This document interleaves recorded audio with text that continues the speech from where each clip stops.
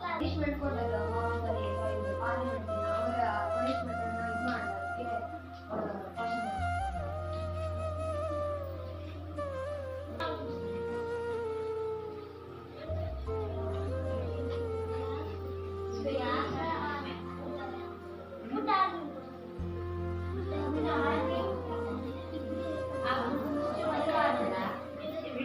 ಬೇಡ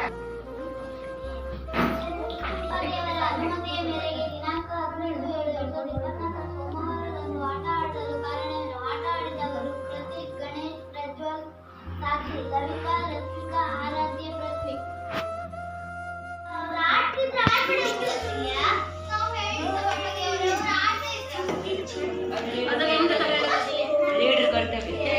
ಲೀಡರ್ ಅಲ್ಲಿ